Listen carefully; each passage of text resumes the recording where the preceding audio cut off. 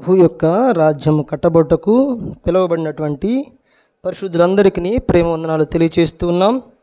ప్రభు ఆరాధనలో మనకు సహకారిగా ఉండి ఆరాధన అంతటిని క్రమంగా మర్యాదగా జరిగించినందును బట్టి ప్రభువును స్తుతిస్తూ ఉన్నాం. ఈ మధ్యాహ్న కాల సమయంలో మన వాక్య ధ్యానం నిమిత్తమై పరిశుద్ధ గ్రంథంలో లేఖనాలను చదువుకుందాం. లేఖనాలను చదవబోయే ముందు ఒక ప్రశ్న. విశ్వాసులకు తండ్రి ఎవరు? అబ్రహాము. మరి విశ్వాస విషయంలో నిజమైన కుమారుడని పౌలు గారు అన్నారు. ఎవరిని బట్టి తెలుసా? కాదు. విశ్వాస విషయంలో నా నిజమైన కుమారుడు అన్నాడు. కాదు. సరే చూద్దాం. మన లేఖనాన్ని చదివిన తర్వాత నేను మీకు అది చెప్తాను. తీతుకు రాసిన పత్రిక 2వ అధ్యాయము 14వ వచనాన్ని మనం చదువుకుందాం. తీతుకు రాసిన పత్రిక 2వ అధ్యాయం 14వ వచనం, పేజీ నెంబర్ 198. ఆయన సమస్తమైన దుర్నీతి నుండి మనల్ని విమోచించి సత్క్రియలందు ఆసక్తి గల ప్రజలను తన కోసము పవిత్రపరచుకొని తన సొత్తుగా చేసుకున్నటకు తన్ను తానే మన కొరకు అర్పించుకొనెను. ప్రార్థన చేద్దాం ప్రభు సహాయం నిమిత్తమై. ప్రియ ప్రభువా, మీకు స్తోత్రాలు వందనాలు చెల్లిస్తున్నాం. మేమంతా నీ ప్రజలము, నీ వారము, నీ వాక్య ఆహారము కొరకై ప్రభునైనా నీ బల్ల చెంత చేరివచ్చి ఉండగా మీ అనుదిన ఆహారమైన వాక్యమును మాకు అందించమని, ఆ భోజనము ద్వారా మేము తృప్తిపడి ప్రభునైనా ఆ రీతిగా జీవించినట్లు మీరు కృప చూపమని, నిలవబడిన నీ దాసుడు వట్టివాడు మట్టివాడు యోగ్యత అర్హత లేనివాడు మా ప్రభువా, ఈ మట్టి ఘట్టమును సిలువ చాటున మరుగుపరిచి మీరే ప్రభునైనా మాట్లాడమని, మనుషుడు మాట్లాడుట వ్యర్థము మా ప్రభువా, ప్రయోజనం లేదు. మీరు మాట్లాడితే ప్రయోజనము, సంఘము కట్టబడుతుంది ప్రభువనైనా. ఆ రీతిగా మీరుండి మాట్లాడమని, వినగలిగే చెవిని గ్రహించగలిగే మనస్సును మా ప్రియులకు అందించమని దయచేయమని సహాయము కోరుతూ ప్రభువా నీ సన్నిధిలో వేడుకొనుచున్నాము తండ్రి. ఆమేన్. ప్రియులారా, తీతు చూడండి, 1వ అధ్యాయము 4వ వచనంలో తీతు పత్రికలో ఈ మాట ఉంది. ఇది విశ్వాసంలో నా నిజమైన కుమారుడని చివరిలో ఉంచండి. ఆ మాట మనందరి విశ్వాస విషయంలో నా నిజమైన కుమారుడు తీతుకు అని అన్నాడు. అబ్రహామేమో విశ్వాసులకు తండ్రి అయితే, పౌలు గారు చెప్తున్నారు విశ్వాస విషయంలో నా ప్రియ కుమారుడు నిజమైన కుమారుడు అంటున్నాడు తీతును బట్టి. సరే, మన వాక్య ధ్యానంలోకి వచ్చేద్దాం. ఆ తీతుకు రాసిన పత్రిక 2వ అధ్యాయం 14వ వచనంలో అంటున్నాడు ఏమన్నంటే, ఆయన సమస్తమైన దుర్నీతి నుండి మనల్ని విమోచించి సత్క్రియలందు ఆసక్తి గల ప్రజలను తన కోసం పవిత్రపరచుకొని తన సొత్తుగా చేసుకున్నటకు తన్ను తానే మన కొరకు అర్పించుకొనెను అని ఉంది. ఇక్కడ ఈ లేఖనాన్ని మనము క్షుణ్ణంగా పరిశీలన చేసినట్లయితే ఇక్కడ కొన్ని ఆశ్చర్యకరమైన మాటలు ఉన్నాయి. ఆయన సమస్తమైన దుర్నీతి నుండి మనల్ని విమోచించి, ఎవరిని విమోచించాడు? మనల్ని, అంటే అందరినీ, సమస్త మనుష్యుల కొరకు సమస్త మనుషులను విమోచించాడు ఆయన. ఏ రీతిగా అంటే ఆరాధనలో మనం చెప్పుకున్నట్లుగా తన శరీరమును తన ప్రాణమును అప్పగించుకున్నాడు. చివరిలో అదే మాట అంటున్నాడు, మన కొరకు తను తానే అర్పించుకొనెను. అందరిని విమోచించాడు, అందరి కొరకు రక్షణ భాగ్యాన్ని సిద్ధపరిచి ఉంచాడు ఆయన కలువరి శిలువలో బలియాగము ద్వారా. అయితే 2వ మాట అంటున్నాడు అక్కడ, సత్క్రియలందు ఆసక్తి గల ప్రజలను. ఈ మాట పట్టుకోండి, ఇదైనా మన వాక్యములోని అంశం ఇదే. సత్కార్యముల యందు ఆసక్తి గల ప్రజలను ఎవరి కోసమంట? ఇది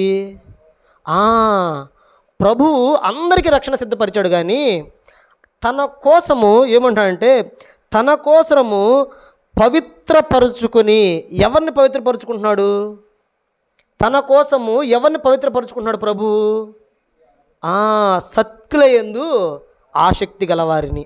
అయితే మనందరికీ రక్షణ సిద్ధపరచబడి ఉన్నది. అయితే రక్షింపబడిన మనము ఆయన కోసము క్రీస్తు కొరకు పవిత్రపరచబడాలి అని అంటే ఆయన మనకు ఒక షరతు పెట్టాడు, ఒక కండిషన్ పెట్టాడు. ఏంటంటే సత్క్రియలందు మనకేముండాలంట?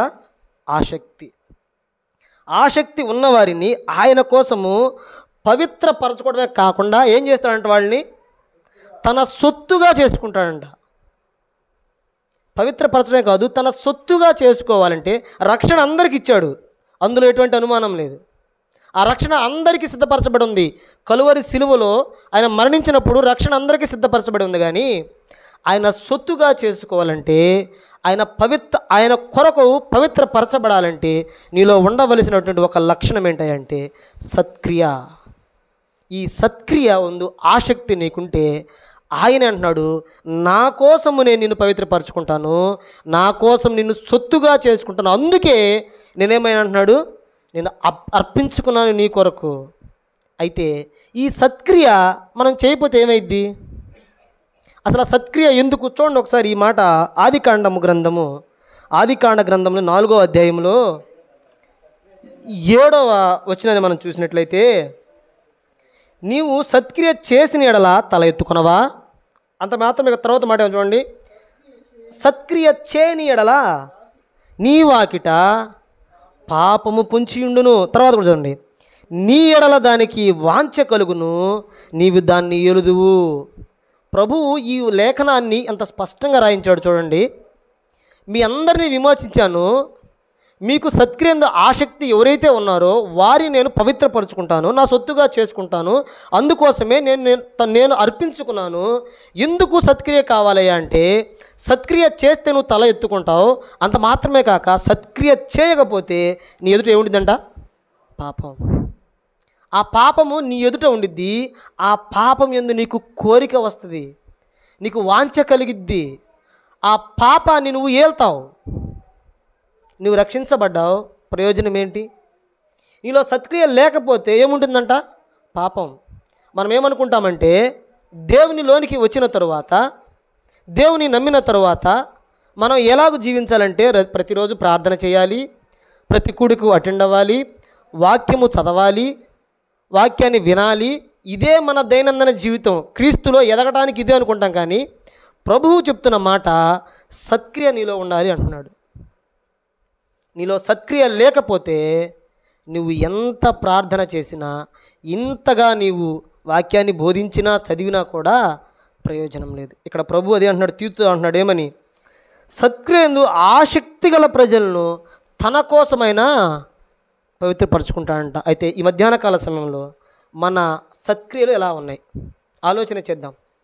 ఆరాధనలో అసలు ఆరాధన అంటే దాని ప్రారంభం అంతం ఎప్పటి వరకు తెలుసా? ఆరాధన 10:30కు మనం ప్రారంభిస్తే, ప్రారంభ ప్రార్థన నుంచి కానుకలకు మనము స్తుతి చెల్లించే వరకు, ప్రార్థన చేసే వరకు ఆరాధన. ఈ ఆరాధన విషయంలో మన ఆసక్తి ఎలా ఉంది? సత్క్రియ అంటే మనం ఆరాధనే తీసుకుందాం, ఆరాధన సత్క్రియ అనుకుందాం మన జీవితాల్లో. ఈ ఆరాధనలో మనం ఎలాగ ఉంటూ ఉన్నాం?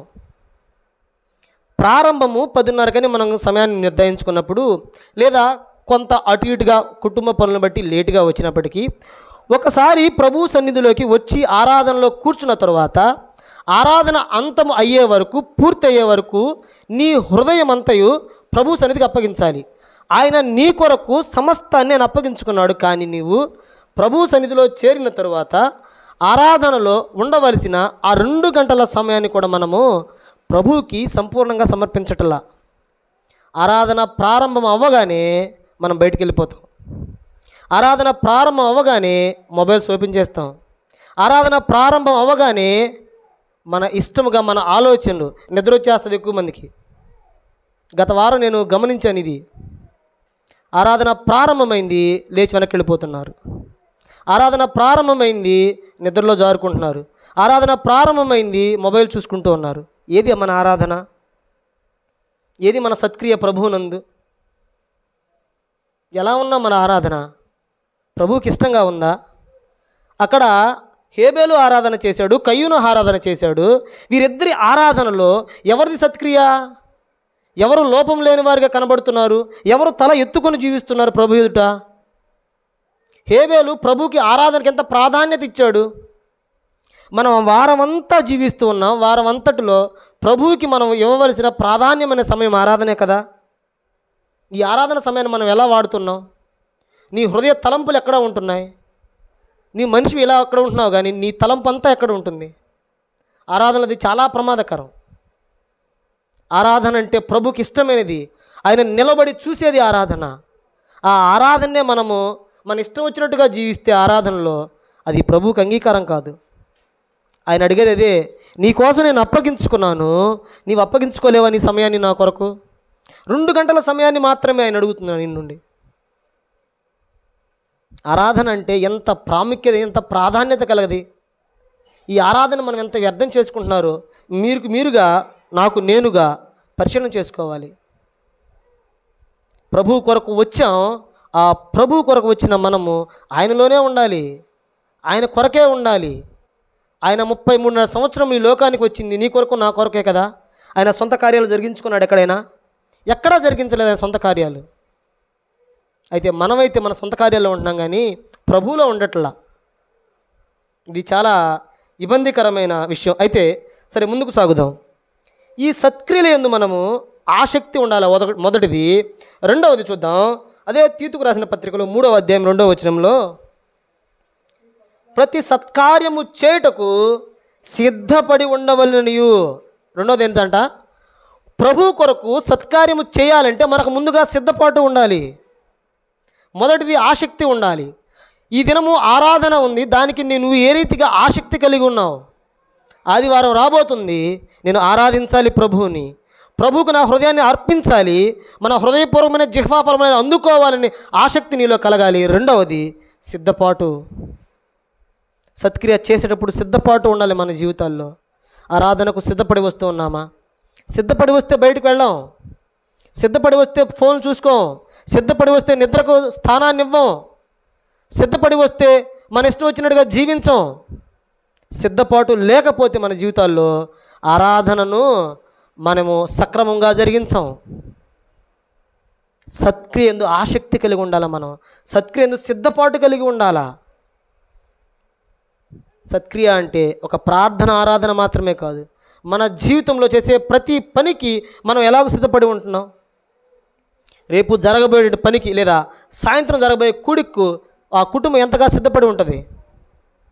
సాయంత్రం జరగబోయే కూడికు సేవకుడు ఏ రీతిగా సిద్ధపడి ఉన్నాడు. మరి మన సిద్ధపాటు ఎలా ఉంది? మన జీవితంలో సిద్ధపాటు ఉండాలి. దేని కొరకు? ప్రభువు కొరకు సిద్ధపాటు కలిగి ఉండాలి. ఆయన ప్రభువు కూడా ఏం చేశాడు? ఆయన అప్పగింపబడే రాత్రి ఆయన మనకు భోజనాన్ని సిద్ధపరిచాడు. ఏది మన సిద్ధపాటు? ప్రభువులో మన సిద్ధపాటు ఎక్కడా, ఎలా కనబడుతుంది? సత్క్రియల విషయం మనం సిద్ధపరచబడి ఉండాలి.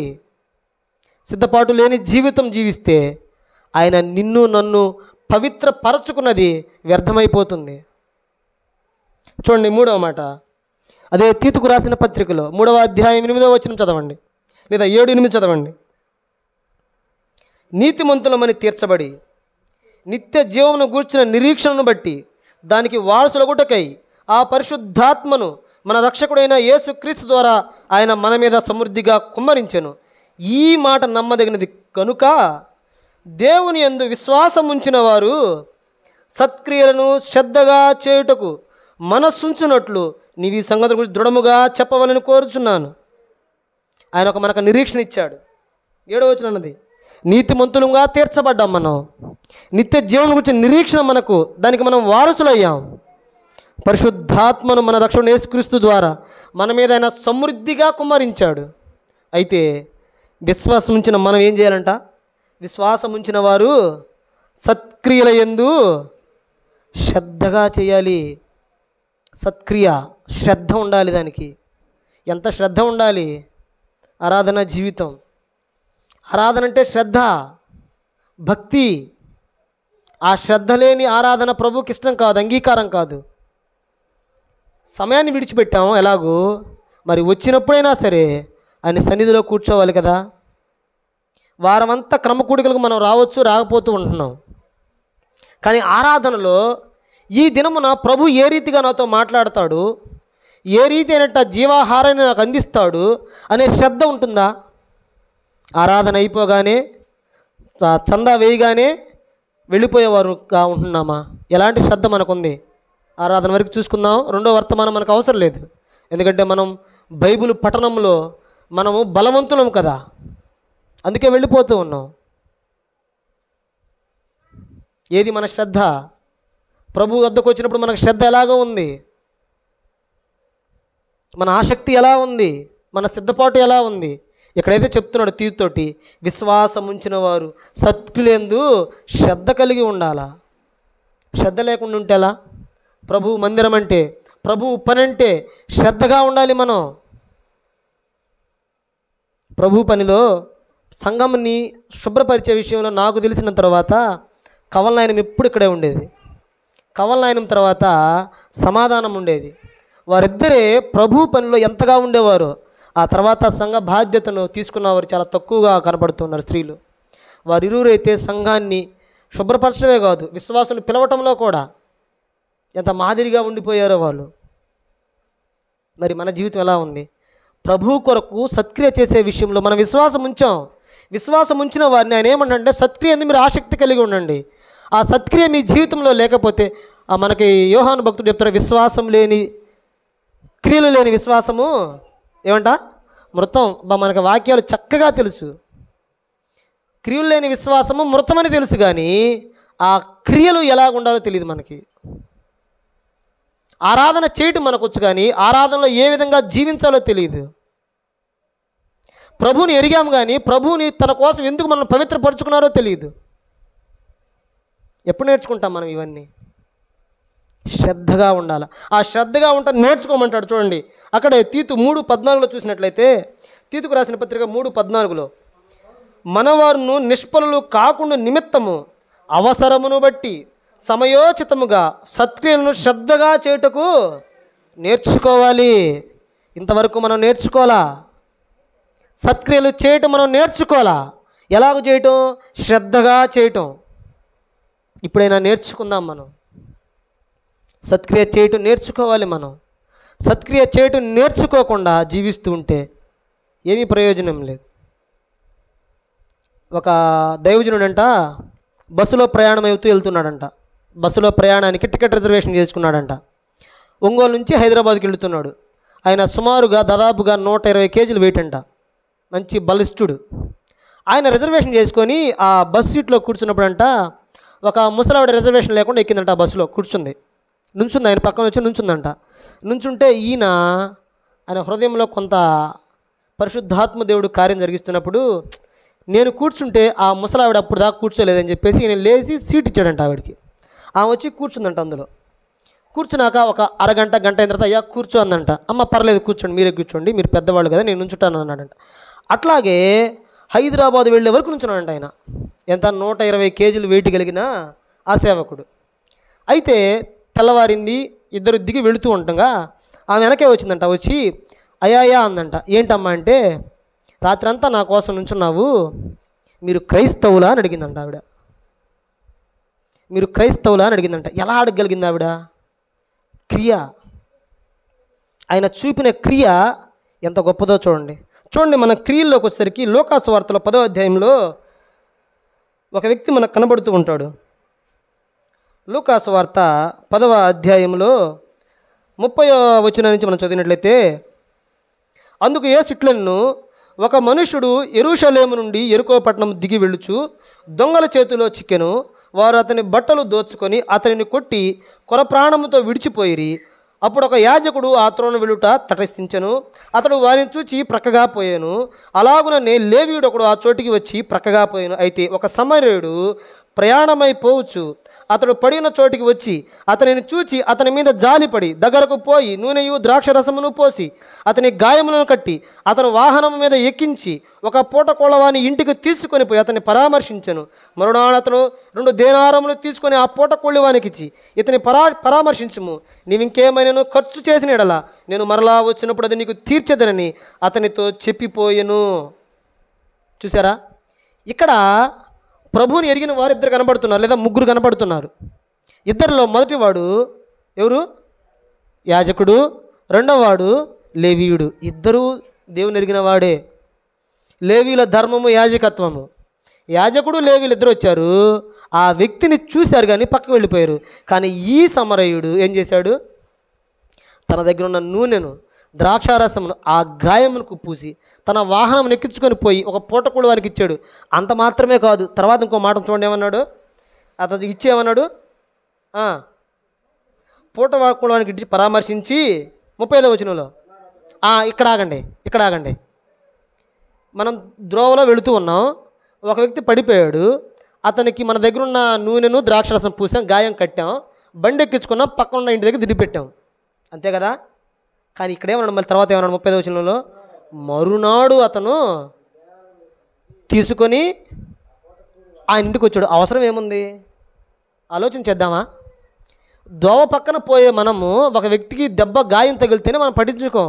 ఈ సమరుడైతే ఆ వ్యక్తికి గాయం కట్టడం కాదు, ఆయన బండి ఎక్కించుకోవడం కాదు, ఆ పూట కావాడు ఇంటికాడ ఉంచడమే కాకుండా మరుసటి రోజు ఏం చేస్తున్నాడు, ఆయన దగ్గరికి 2 దేనారములు డబ్బులు తీసుకుని వస్తున్నాడు. అంటే ఈయనలో ఏముంది? సత్క్రియ యందు ఆసక్తి ఉంది, సిద్ధపాటు ఉంది, శ్రద్ధ ఉంది, నేర్చుకున్నాడు ఆయన. అర్థమవుతుందా? ఆ సమరేడుకున్నట్టు ఆసక్తి చూడండి సత్క్రియల ఎడల. ఇద్దరు దేవుని వాక్యాన్ని ఎరిగిన వారు, దేవుని ఎరిగినటువంటి యాజకుడు లేవీయుడు వెళ్ళిపోయారు. కానీ ఈ సమరేడైతే ఆయన చేర్చడు, మరలా వచ్చాడు ఆయన దగ్గరికి, ఆయనకు ఇవ్వవలసినటువంటి ఆ యొక్క దేనారములను డబ్బుని ఇచ్చాడు. మరలా చెప్తున్నాడు, ఇంకా నువ్వు ఏమైనా ఖర్చు పెడితే చెప్పయ్యా, మరలా నేను వస్తాను. ఏం అవసరం అతనికి?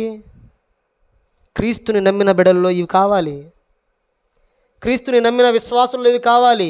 విశ్వాసం ఉంచిన వారు సత్క్రియలందు శ్రద్ధ కలిగి ఉండాలి, శ్రద్ధ కలిగి నేర్చుకోవాలంటున్నాడు ప్రభు. మన జీవితాల్లో ఈ సత్కార్యాలు లేవు, ఈ సత్కార్యాలు మన జీవితాల్లో కనబడవు. కానీ మనం విశ్వాసం ఉంచిన వారమే, దేవునిని ఎరిగిన వారమే. చూడండి, తీతుకు రాసిన పత్రిక 1వ మాట చూసుకుందాం. 2వ అధ్యాయం 8వ వచనం. తీతుకు రాసిన పత్రికలో 2వ అధ్యాయము 8వ వచనం చదివినట్లయితే 7-8 చదువుదాం. చదువుతారా?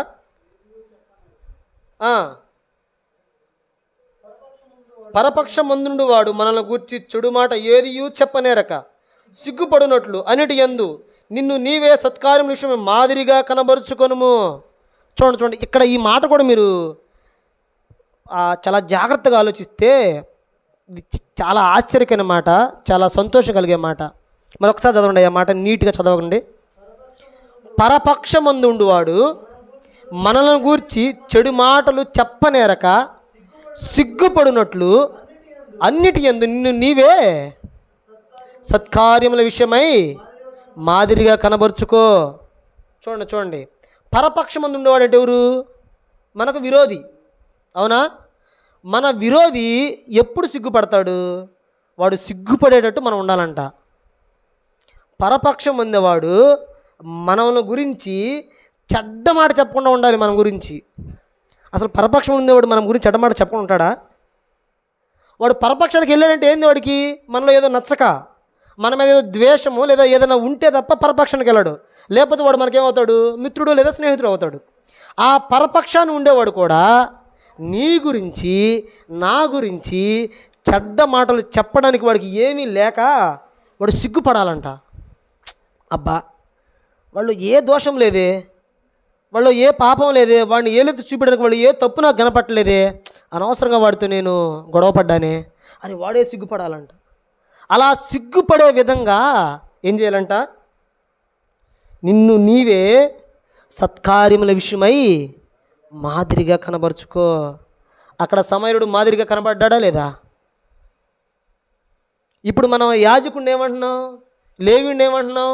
దేవుని నమ్మిన బిడ్డలే, వారు విడిచి వెళ్ళిపోయారు అంటే వారి మీద ఒక నెపాన్ని వేయగలుగుతున్నాం, ఒక లోపాన్ని చూడగలుగుతున్నాం. కానీ ఈ సమరయుడిలో లోపాన్ని చూడగలుగుతున్నామా? లోపం కనబడుతుందా? లేదు. యాజకుడిలో కనబడుతుంది, లేవీయుడిలో ఈ యొక్క లోపం కనబడుతుంది. కానీ ఆ సమరయుడిలో లోపం కనబడట్లా, మాదిరిగా కనబడుతున్నాడు మనకి. అందుకే ఇక్కడ తీతుతో చెప్తున్నాడు అపోస్తలుడైన పౌలు, పరపక్షమందుండు వాడు నిన్ను గూర్చి ఏ యొక్క పరపక్షమందు వాడు మనను గూర్చి చెడు మాట ఏది చెప్పనేరక సిగ్గుపడినట్లు అన్నిటి యందు నిన్ను నీవే సత్కార్యముల విషయమై మాదిరిగా కనబరుచుకో. ఎలా ఉంది మన మాదిరి? ఆరాధనలో, సమయానికి వచ్చే విషయంలో, స్తుతి చెల్లించే విషయంలో, బలారాధనలో, స్తుతి మా కీర్తనల్లో, కానుకల విషయంలో ఎలా ఉంది మన మాదిరి?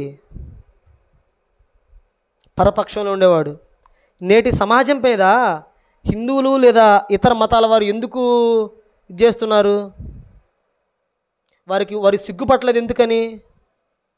ఆనాడే పౌలు చెప్పాడు తీతుతోటి, పరపక్షంలో ఉండేవాడు మన మీద ఏ మాట చెప్పకుండా వాడు సిగ్గుపడాలి.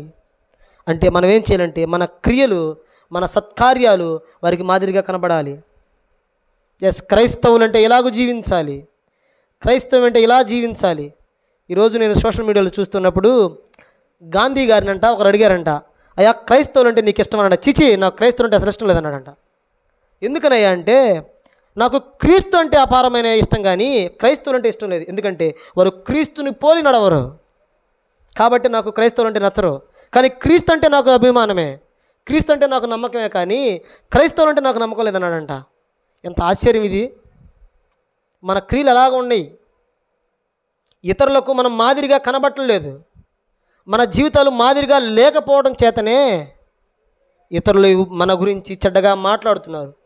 ఆ మాటల ద్వారా మనం సిగ్గుపడుతున్నాం, కానీ మన పరపక్షం ఉండేవాడు సిగ్గుపట్టలా. మరి మన జీవితం ఎలా ఉంది చూడండి. కొన్ని మాటలు ఇప్పుడు దాకా విన్నాం. సత్క్రియ ఏముండాలి? ఆసక్తి ఉండాలి మొదటిది. రెండవది సిద్ధపాటు ఉండాలి. మూడవది శ్రద్ధ కలిగి ఉండాలి. నాలుగవది శ్రద్ధగా చేటు నేర్చుకోవాలి. ఐదవది మాదిరిగా కనబడాలి. ఆరవ మాట చూద్దాం. హెబ్రీలకు రాసిన పత్రికలో, హెబ్రీలకు రాసిన పత్రిక 10వ అధ్యాయము 25వ వచనాన్ని చదువుదాం, లేదా 24 కూడా. హెబ్రీలకు రాసిన పత్రిక 10వ అధ్యాయం 24, 25 వచనాలు కలిసి ఉన్నాయి. కొందరు మానుకొనుచున్నట్లుగా సమాజముగా కూడట మానక ఒకరినొకరు హెచ్చరించుచు ఆ దినము సమీపించుట మీరు చూచిన కొలది మరి ఎక్కువగా అలాగూ చేయొచ్చు. ప్రేమ చూపుటకును సత్కార్యములు చేయుటకును ఒకరినొకడు పురికొల్పవలనని ఆలోచింతుము. సత్కార్యాలు చేయటంలో ఇంకొకరిని మనం పురికొల్పాలి, వారికి మాదిరిగా కనబడాలి. సంఘంలో సువార్త కూడికలు జరుగుతూ ఉన్నప్పుడు ఈ పరిచర్య నేను మాత్రమే ఎందుకు చేయాలి? ఈ పరిచర్యలో నన్ను మాత్రమే ఎందుకు పిలుస్తున్నారు? ఈ పరిచర్య మనది కదా, ప్రభు కూడిక జరిగిస్తూ ఉన్నారంటే, అనేకులు సువార్త వినబడుతూ ఉందంటే ఈ పరిచర్య మనందరిది కదా. మనం వారికి మాదిరిగా వారిని పురికొల్పాలి, వారిని రేపాలి, వారిని ముందుకు నడిపించాలి క్రీస్తులో. ఎలాగున్నాం మనం? ప్రభు మనకు అప్పగించిన పనిలో మనం చాలా శ్రద్ధగా ఉండాలి, బాధ్యత కలిగి ఉండాలి, మాదిరిగా ఉండాలి, ఆసక్తి కలిగి ఉండాలి. ఇతరులను పురికొల్పాలి. మనం క్రైస్తవ జీవితంలో అనేకులు రేపబడాలి. ఆ మాట కింద దానికి పుట్టినోట్లో పురికొల్పాలంటే ఏముందో చూడు కింద. రేపాలి వారిని, మనం రేపాలి వారిని, క్రీస్తులో రేపాలి. వారిని మనం డిస్కరేజ్ చేయకూడదు, వారిని తగ్గించకూడదు, వారి గురించి తక్కువగా ఆలోచన చేయకూడదు. అక్కడ మనం రాత్రి విజ్ఞాపనలో చూసాం కదా, అంటే మనం ప్రతి విజ్ఞాపనలో చూస్తున్నాం. ధనవంతుడు ఎలా ప్రార్థన చేశాడు? నేను ఈ సుంకరం వంటి వాడిని కాదయ్యా, నేను ఉపవాసం వారంలో 2 సార్లు ఉంటాను, బేదలకు అన్నీ ఇస్తాను అని గొప్పలు చెప్పుకున్నాడు, కానీ తగ్గించుకోవాలా. సుంకరైతే తగ్గించుకున్నాడు. ఇతరులు మనం రేపాలే కానీ వారిని తగ్గించకూడదు. నువ్వు అలాగుంటున్నావు, ఇలా ఉంటావు చెప్పకూడదు. వాక్య రూపంగా వారిని హెచ్చరించాలి, వారిని ప్రేమించాలి, వారిని దగ్గరకు తీసుకోవాలి, వారిని హక్కును చేర్చుకోవాలి. వారి లోపాన్ని లోపం వలె గుచ్చకూడదు వారి మాటలతో. అయ్యా క్రైస్తవులంగా మనకి ఇది తగదు, క్రైస్తవ జీవితంలో మనకి అది కరెక్టే కాదు, సరైనది కాదు. మనం మాదిరిగా మార్చుకోవాలి. పాటలు పాడే విషయంలో, వాక్యం బోధించే విషయంలో, సంఘ కూడికలకు వచ్చే విషయంలో, సంఘ కూడికలు అయిపోయిన తర్వాత ఆ యొక్క పరిచర్య విషయంలో, సామాను మందిరంలో చేర్చే విషయంలో వారిని మనం పురికొల్పాలి, వారిని రేపాలి. ఇది మన పని కాదు, ప్రభువు పని. ఎందుకంటే ఆయన మొదటిగా అన్నాడు కదా, మిమ్మల్ని పవిత్రపరుచుకున్నాడు. ఎందుకోసం?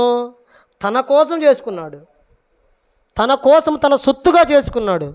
అలా చేసుకున్న ప్రభు ఆయన పనే కదా నువ్వు చేస్తుంది. నీ పని నా పని కాదు కదా, అది ప్రభువు పని. ఇతరులను పురికొల్పాలి, మనం వాళ్ళని రేపాలి ప్రభువులో. అప్పుడు ప్రభు నిన్ను నన్ను ఎంతగా ఆశీర్వదించగలడు.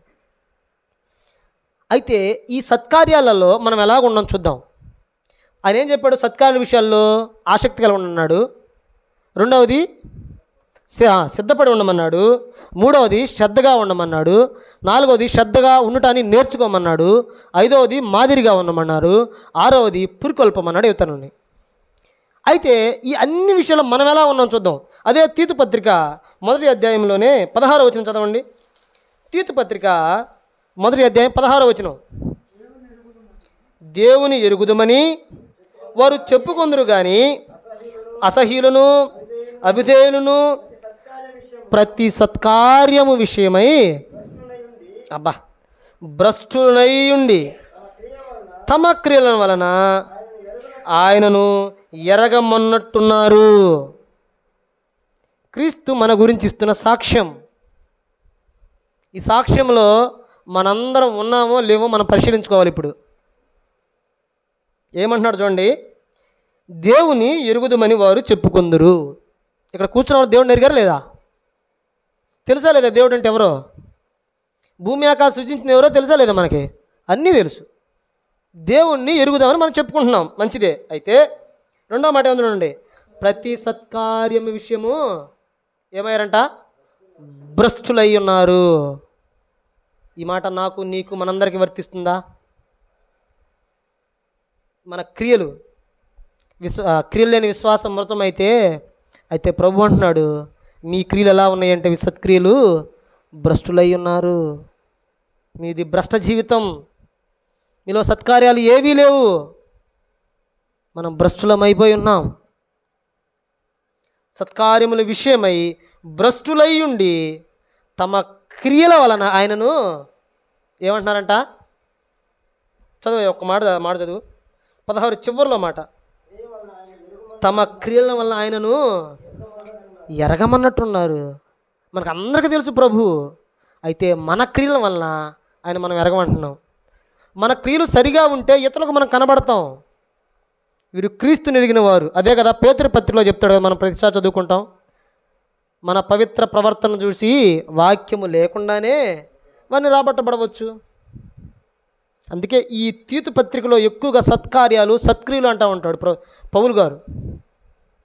సత్క్రియల విషయంలో మనం భ్రష్టులై ఉండి మన క్రియల వలన మనం ఎరిగిన ఆ ప్రభువుని ఇతరులు చూసినప్పుడు వీరి క్రియలు లేవు కదా వీళ్ళల్లో, వీళ్ళకి దేవుడే తెలియదేమో అనుకుంటున్నారు. మన దగ్గర పరిశుద్ధ గ్రంథం ఉంది. దీనిలో దేవుడు ఆయన సృష్టించాడు, ఆయన సంకల్పము చొప్పున మనందరినీ ఏర్పరచుకున్నాడు అని చెప్పి మనం ఎరుగుతున్నాం. కానీ మన క్రియలు ఇతరులు చూసినప్పుడు వారు ఏమనుకుంటున్నాడు మన గురించి? వీరికి దేవుడే తెలియదు అనుకుంటున్నారు. దేవుణ్ణి మనం ఎరగాలి. ఒక వ్యక్తిని చూద్దాం పరిశుద్ధ గ్రంథం నుంచి. అపోస్తుల కార్యముల గ్రంథంలో 9వ అధ్యాయంలో ఒక స్త్రీ మనకు కనబడుతూ ఉంటుంది. అపోస్తుల కార్యముల గ్రంథం 9వ అధ్యాయము 35వ వచనం అనుకుంటాను, బహుశా 36. అపోస్తుల కార్యముల గ్రంథంలో, మరియు ఎప్పేలో తబిత అను ఒక శిష్యురాలు ఉండెను. ఆమెకు భాషాంతరంలో దోర్క అని పేరు. ఆమె సత్క్రియలను ధర్మకార్యలను బహుగా చేసి ఉండెను. ఎలా చేసిందంటాం సత్కార్యాలు? బహుగా, లెక్కలేనట్టుగా. ఆయన ప్రభు ఆడ లెక్కించి రాయలా, బహుగా అన్నాడు. ఒక కార్యం చేసింది, 2 కార్యాలను రాయలా. అసలు ఆమె గురించి ఎంత గొప్ప సాక్ష్యం. ఇక్కడ మనం పేర్లు చాలా చక్కగా పెట్టుకుంటాం. దోర్క అనే పేరు, ఆమె భాష తబిత అనే పేరుకి అర్థం దోర్క. ఆ పేర్లు అయితే మనం పెట్టుకుంటాం, కానీ ఆ పేరుకు తగినట్టుగా మనం జీవించాం. మా పెదనాన్న పేరు యేసు వలె జీవిస్తున్నాడా? ఒక వ్యక్తి పేరు పేతురు వలె జీవిస్తున్నాడా? లేదు. ఒకరి పేరు సాంసన్ వలె జీవిస్తున్నారా? పేర్లు అయితే పరిశుద్ధ గ్రంథంలో ఉన్న పేర్లు మనం పెట్టుకుంటాం, కానీ వారు ఏ రీతిగా జీవించారో ఆ రీతి జీవితం మన జీవితాల్లో కనబడదు. ఈ తబిత లేదా దోర్క ఆమె సత్కార్యాలంట బహుగా చేసిందంట.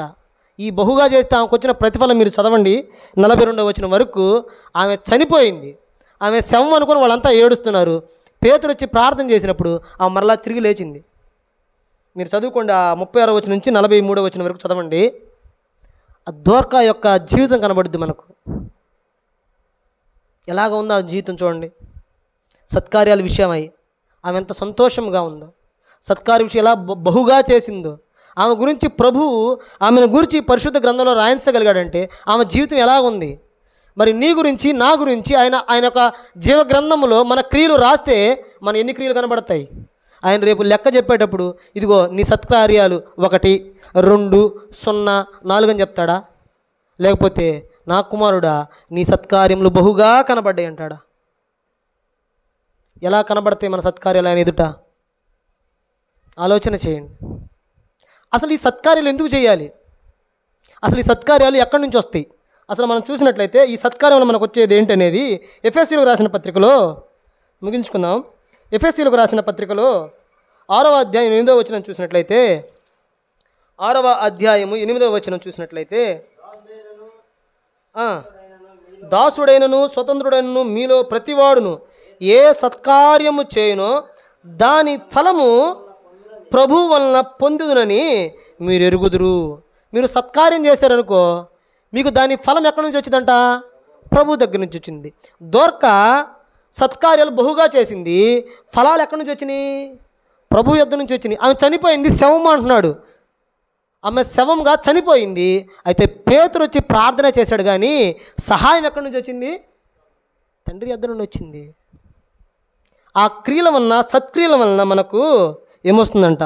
ఆ ఫలము ప్రభు వలన వచ్చింది. అయితే ఆ ఫలం ఏందో చూసి ముగించుకుందాం. రోమీలకు రాసిన పత్రిక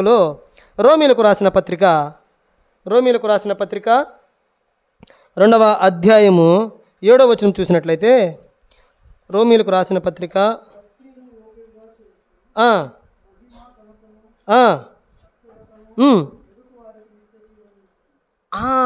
ఇక్కడ చదవండి ఈ మాట. 6వ వచనం చదువుతున్నాను నేను. ఆయన ప్రతి వానికి వాని క్రియల చొప్పున ప్రతిఫలం ఇచ్చును. సత్క్రియను ఓపికగా చేయొచ్చు. ఘనతయు మహిమయు అక్షయతను వెదుకు వారికి ఏమిస్తాడంట? నిత్య జీవం. ఇది మన ముఖ్య అంశం. మనం ఎన్ని చేసినా అసలు ప్రభువులకు ఎందుకు రక్షించబడ్డాం? మనం దానికోసమే కదా, నిత్య జీవం కోసం మనం వచ్చింది ఆయన దగ్గరకు. ఈ లోకంలో మరణించి ఇక్కడే ఆగిపోకుండా నిత్య రాజ్యములో ఆయనతో జీవించాలని, ఆ నిత్య జీవం కోసం మనం వచ్చాం ఆయన దగ్గరికి. అయితే ఆయన ఏమంటున్నాడు? ప్రతివాని క్రియల చొప్పున వానికి జీతం ఇస్తానంటున్నాడు. అయితే ఆ క్రియలు ఎలాగ ఉండాలంటే సత్క్రియలు ఓపికగా చేయాలంటున్నాడు. అలా చేస్తే నీకు నిత్య జీవం. అలా చేయకుండా నాలో అన్నీ మంచిగా ఉన్నాయి, నేను దేవుణ్ణి ఎరిగాను, కానీ మన క్రియల వల్ల ఇతరులు మనం చూసి వీరిలో దేవుడే లేడనుకుంటే మన ప్రయోజనం ఏముంది? మన పరపక్షం ఉండేవాడు మనల్ని చూసి మనలో ఏ లోపము లేకుండా వాడు సిగ్గుపడాలి, కానీ మనల్ని చూసి వీడా దేవుని నమ్ముతుంది, వీడా దేవుని యొద్దకు వెళుతుంది అనేటువంటి విధానమైన సత్క్రియలు మన జీవితాల్లో ఉండకూడదు.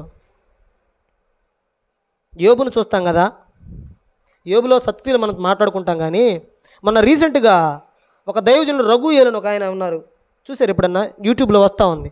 రఘుయేలు అని ఆయన, వారికి 2 కుమారులు ఉన్నారు. ఒక కుమారుడు 20 సంవత్సరాలు, ఇంకొక కుమారుడికి 18 సంవత్సరాలు.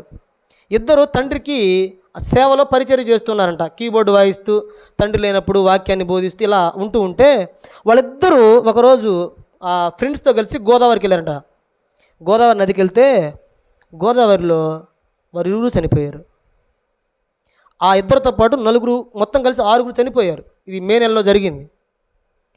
6 చనిపోతే తండ్రికి ఫోన్ వచ్చిందంట. ఆయన రఘుయేలు అనే పాస్టర్ గారికి ఫోన్ వచ్చింది. ఫోన్ వస్తే, అయ్యా మీ పిల్లలు ఇక్కడ ఉన్నారంటే, ఉన్నారు చెప్పండి అన్నారంట. కాదు మీరు ఇక్కడ రండి అంటే, ఏం పర్లేదు చెప్పండి అంటే, లేదు మీరు రండి అన్నారంట. వచ్చి చూస్తే 2 యవ్వనస్తులు చనిపోయి ఉన్నారు. తండ్రి ఎంత దుఃఖం. అది శుక్రవారం రోజు జరిగిందంట. తండ్రికి ఎంత దుఃఖం. ఆ రోజు పోస్ట్ మార్టం జరిగింది. శనివారం రోజు వారు అంత్యక్రియలు జరిగించారు. ఆదివారం రోజు ఆయన ప్రభు సన్నిధిలోకి వచ్చాడు. ప్రభు సన్నిధిలోకి వచ్చి వాక్యం బోధిస్తుంటే అక్కడ ఉన్న వారందరూ ఎలాగ బాధపడ్డారంటే, ఆయన చెప్పాడంట, నా కుమారులు చనిపోయారని మీరు చింతించకండి, నా కుమారులు చనిపోలేదు, బ్రతికే ఉన్నాడంట. ఆ మాట విన్న వాళ్ళందరికీ షాకు. ఇదేంది, నిన్నే కదా మనం అంతా అంత్యక్రియలు చేసాము, చనిపోయాడు కదా, ఈయనేం బతికున్నాడంటే, మీరందరూ మీ కుమారులు లండన్లో ఉన్నాడు, ఆస్ట్రేలియాలో ఉన్నాడు, అమెరికాలో ఉన్నాడు, మా పిల్లడు హాస్టల్లో ఉన్నాడు అంటున్నారు, కానీ నా పిల్లలు పరలోక హాస్టల్లో చేరారు అన్నాడంట. ఎక్కడ? పరలోక హాస్టల్లో చేరారు. నా పిల్లలకు అక్కడ భద్రత, ఏడన్నా కొద్ది భద్రత ఉండదేం, కానీ అక్కడ అసలైన ఉన్నాడు, ఆయన చూసుకుంటాడు, ఆయన చేతిలో ఉన్నారు నా పిల్లలు. అయితే ఆయన ఇంకో మాట ఏమన్నాడంటే, అంత మాత్రమే కాకుండా నేను నా భార్య మా ముందున్న పరిచర్యను మా శ్వాస పోయే వరకు ఆయన కొరకు జీవిస్తాం. ఇది కదా జీవితం అంటే, ఇది కదా భక్తి జీవితం అంటే. సువార్త వినిపించి అనేకుల్ని కట్టబడతాం ప్రభువులో. మేము అనేకుల్ని చేర్చడానికి మాకిచ్చినటువంటి ఈ పరిచర్ను విడిచిపెట్టకుండా, మేము దుఃఖించకుండా, మా యొక్క దుఃఖము, మా కుమారులు చనిపోయినటువంటి ఈ బాధలోనే ఉండకుండా మా క్రియలు ఇతరులకు మాదిరిగా కనబరుస్తాం. వారెంత మాదిరి ఆ సేవకుడు రఘువీల్ ఆయన పేరు, ఎంత మాదిరిగా కనబడుతున్నాడు. అది కదా మన జీవితాల్లో ఉండాల్సింది. మన జీవితాల్లో కావాల్సిన సత్క్రియలే. ప్రార్థన చేసుకోవడం తప్పు కాదు, ఆరాధనకు రావడం తప్పు కాదు, వీటన్నిటితో ఇవన్నీ ఉండాలి. వాటితో పాటు ప్రభు సత్కార్యాలు కావాలన్నా మన జీవితాల్లో. అప్పుడు ఆ క్రియలు మనకుంటే ఆయన చెప్తుంది, నీకు నిత్య జీవం ఇస్తాను. ఈ నిత్య జీవం కోసమే మనం ఎన్ని చేసినా, ప్రార్థన చేసినా, వాక్యం చదివినా, పాటలు పాడినా, దేవుడు పరిచర్య చేసినా, ఏది చేసినా మనకి అంతిమంగా కావాల్సింది నిత్య జీవం. దీనికోసం నీవు చేయాల్సింది సత్కార్యము. దోర్కా సత్కార్యాలు చేసింది మనకు కనబడుతుంది. యోబు కూడా ఆయన కుమారులంతా చనిపోయినా ఆయన ఎలా మాదిరిగా జీవించాడు. మనం వాక్యాన్ని బాగా చదువుతాం కానీ దానివల్లే జీవించలేము. అదే సమస్య క్రైస్తవ జీవితంలో ఉన్నది. అదే ఓపికగా, ఇక్కడ అదే కదా అన్నాడు 2:7 ఏమన్నాడు, సత్క్రియను ఓపికగా చేయాలా. ఎలా చేయాలంట? కొన్ని మనకు చెప్పిన మాటలు, మొట్టమొదటి సత్క్రియలో ఆసక్తి ఉండాలి, రెండవది సిద్ధపాటు ఉండాలి, మూడవది ఓపిక ఉండాలి లేదా శ్రద్ధ కలిగి ఉండాలి. ఆ శ్రద్ధను నేర్చుకోవాలి, మాదిరిగా ఉండాలి, ఇతరుని పురికొల్పేదిగా ఉండాలి, ఓపిక కలిగి చేయాలి క్రియలు. అప్పుడు మనకి నిత్య జీవం. ఈ నిత్య జీవాన్ని మనం పొందుకోవడానికి ఇవన్నీ మన లక్షణాలు. దోర్కా మనకు కనబడుతుంది, యోబు మనకు కనబడుతున్నాడు, పరిసయుడు మనకు కనబడుతూ ఉన్నాడు. ఇలాగ మనం కూడా ఇతరులకు మాదిరిగా కనబడాలి. అప్పుడు నీతో పాటు అనేకులను ప్రభు సన్నిధిలోకి నడిపించగలవు, ప్రభువులో వారిని ముందుకు నడిపించగలవు. ప్రభు యొద్దకు చేర్చడానికి నీకు ఇచ్చిన పరిచర్యను నీవు తుదముట్టించినట్లు. అది కదా అపోస్తలుడైన పౌలు అంటాడు, నా పరుగు తుదముట్టించాను, నా పందెమును ఓపికతో పూర్తి చేశాడు. పరిగెత్తాడంట ఆయన. మన ముందు ఉన్న పందెం నిత్య జీవం అనే దానికి మన క్రియలు ఎలా కనబడుతూ ఉన్నాయి ప్రభువుకి, మన ఆరాధన జీవితం ఎలా ఉంది, మన సమర్పణ ఎలాగా ఉంది, మన క్రైస్తవ జీవితం ఎలా ఉంది, మన క్రియలు ఎలా ఉన్నాయి. క్రియలు లేని విశ్వాసము మృతము. అలాంటి మృతమైన క్రియలు మనలో ఉన్నాయా? మనం చూసి ఇతరులు వీరు క్రైస్తవులేనా అనేటి వారుగా ఉన్నారా, లేక నిజమైన క్రీస్తును ధరించిన వారి వలె ఇతరులకు మనం కనబడుతున్నామా? ఆలోచన చేద్దాం. ఆ రీతిగా మన జీవితాన్ని ప్రభువులో కట్టబడి ముందుకు సాగాలని ప్రభు పేరిట ఈ కొద్ది మాటలతో ముగిస్తున్నాం. దేవుడు ఈ మాటలు దీవించి ఆశీర్వదించునుగాక. ఆమేన్.